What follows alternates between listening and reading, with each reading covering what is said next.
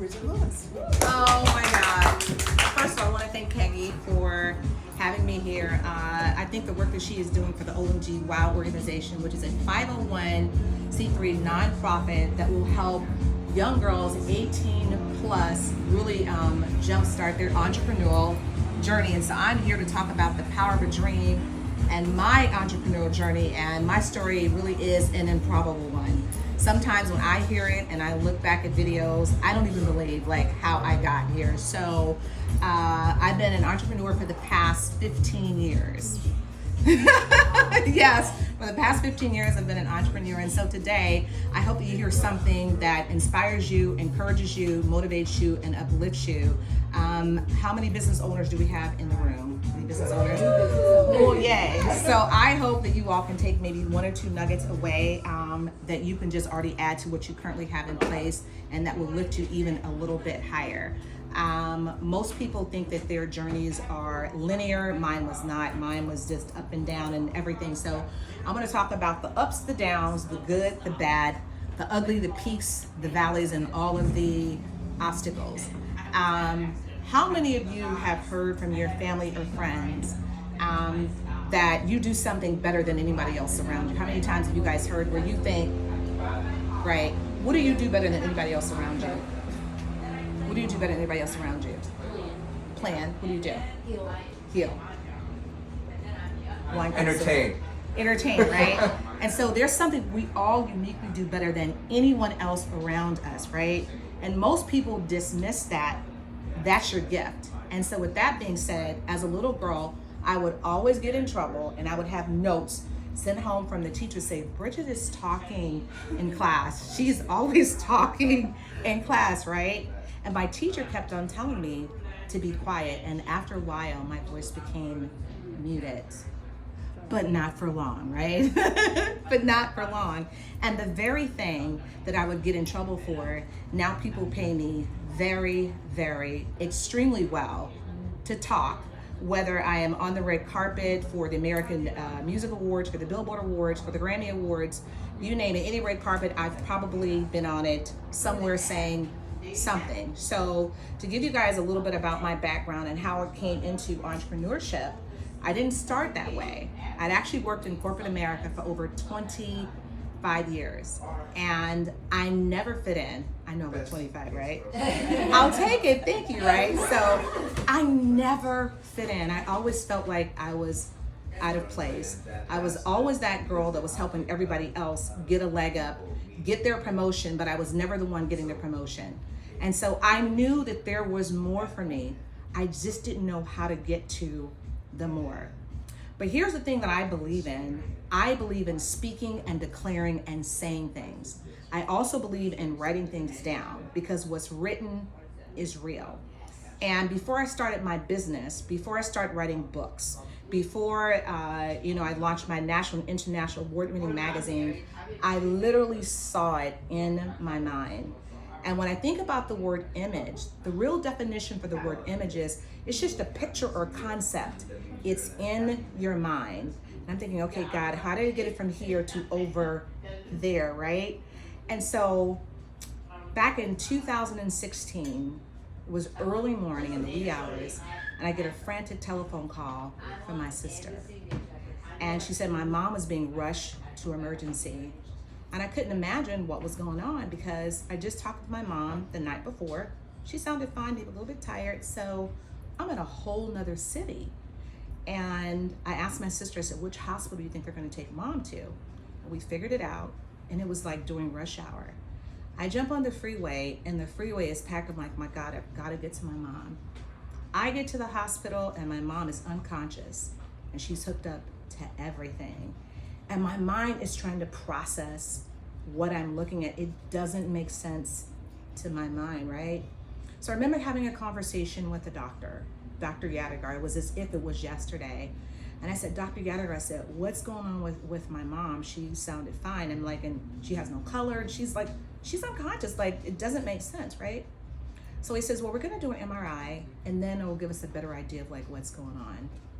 And Dr. Yadigar comes back, and he holds up the x-ray, and my mother has a blood clot in her brainstem the size of a lemon, and it had burst.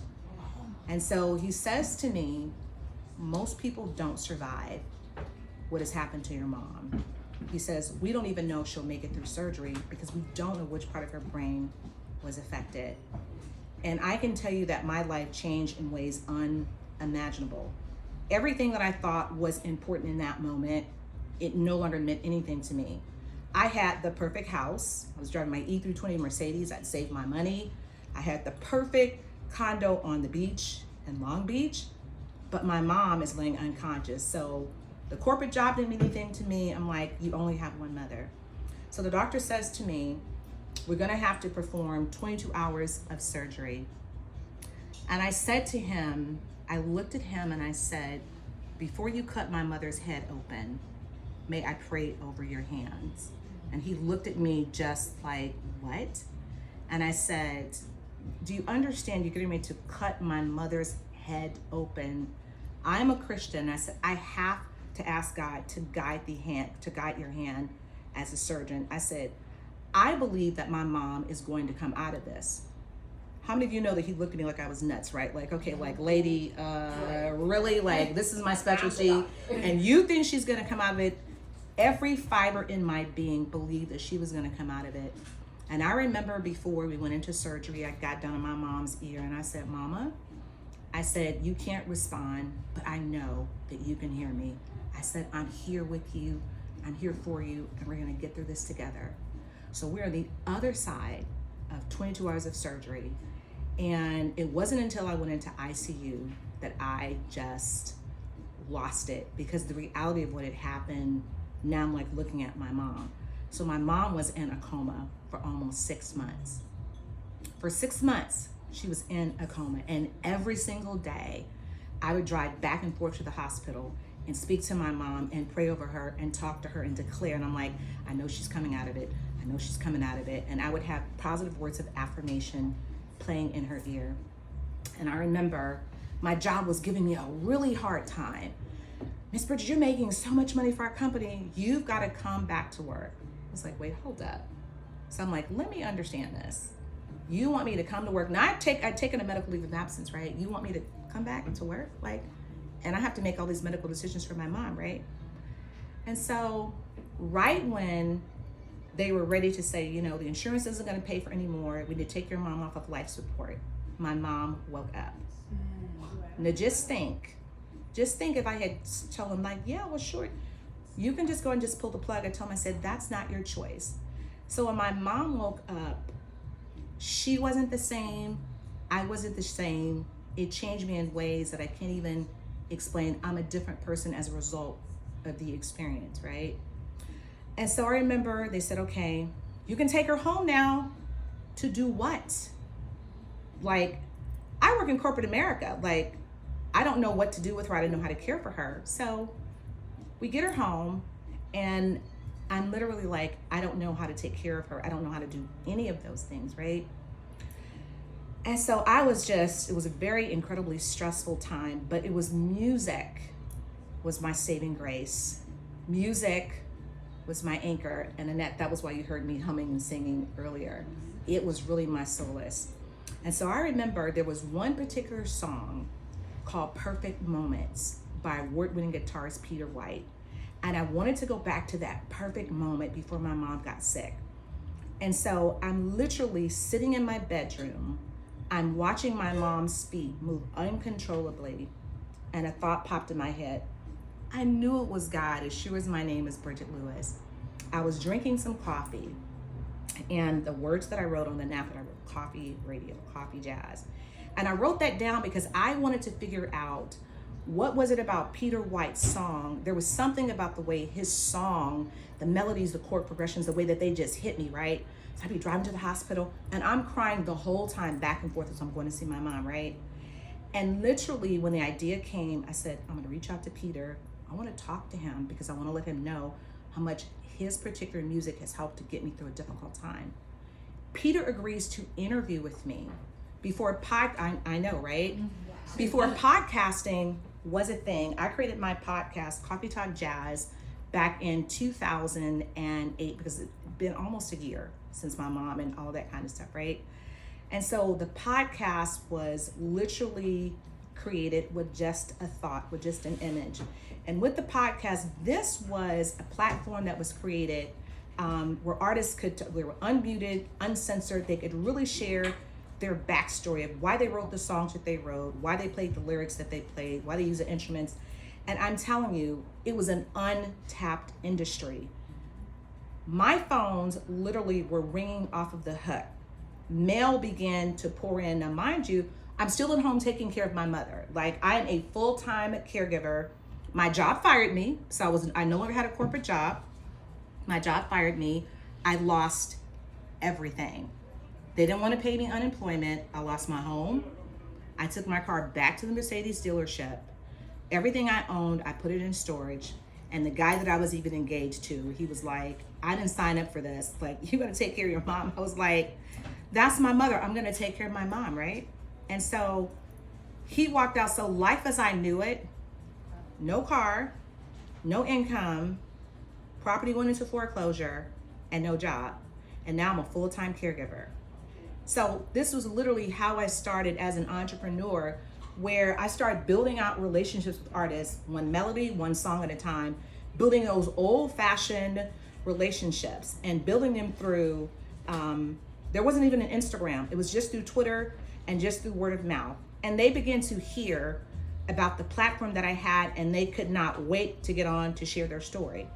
There was no money in the first couple of years, but once they realized, it was like, well, wow, this is kind of different. This is like, she can help me. So I was using my gift of communication, my gift of gab, and my background in marketing to help these artists, to propel them to the next level so they could take their music to music festivals, get record deals, and all types of fun stuff.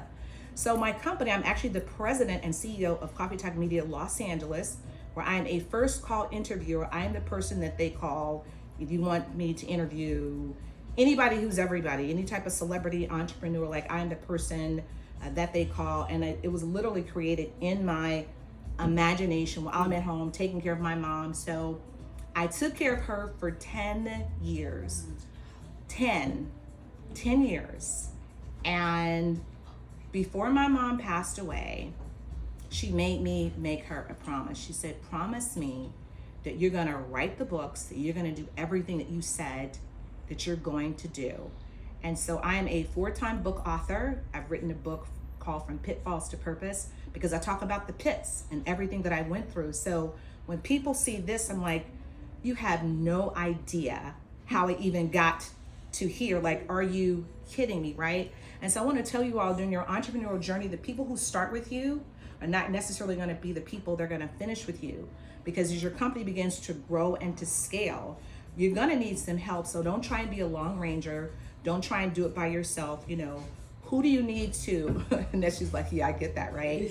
It's like, who do you need to call? Who do you need to link arms with? Who do you need to connect yourself to so you can take your business and your brand to the next level? And so if you guys got goals and dreams and ambitions, everything you see in your mind, it's real. Like, I literally, can I ask you to grab like a couple of items? The book, the magazines, all of that. A magazine would be great. Magazine, yeah. I literally want you to see, I had to bring a physical representation of the image that was in my head. And I have a background in writing, but I didn't have a background in publishing. And so, you know, to have major artists on the cover like Gerald Albright, who is an incredible award-winning, you know, jazz saxophonist, to have artists like, I've done great works with Sheila E., with the late George Duke. I mean, you name it, I've done the work with them. And it's a beautiful thing to see how, because I loved my mother and cared for her for 10 years, how God just graced me with favor. And as I took care of her, the business just began to grow and it just began to scale. So now I represent 125 of the top music producers in the music industry. And so that is my story, ladies and gentlemen. And I hope you guys can take something away and never give up on your dreams. Never, never, never. No.